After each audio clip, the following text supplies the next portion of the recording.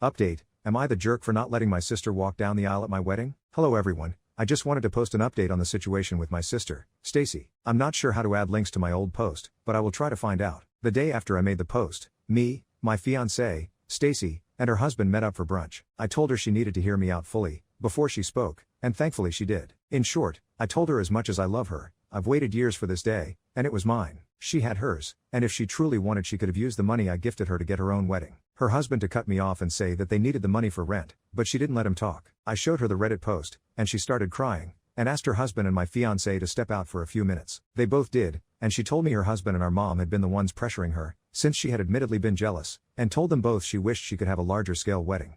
She said she had been over the whole thing, until her husband started saying it wasn't fair because he was jealous he couldn't provide for her, and eventually complained enough she asked to walk down the aisle for him.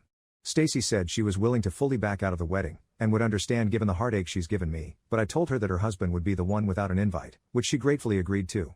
We talked more in depth on why she was jealous, and she said she regretted being married so early just so our father could be at her wedding.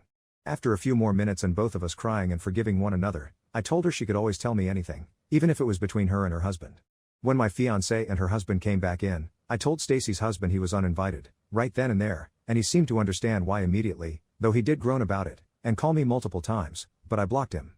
Again, over the past few days, our mother has called to apologize, and me and Stacy have been talking much more openly and honestly to one another. I decided to let her wear a dark silver or pale gold dress, to match my theme, and walk with me down the aisle, as my father sadly can't. She told me I didn't need to, but I insisted. We ended up finding a dress we both love, and I got it as a gift for her. Thank you all for the support and kind words.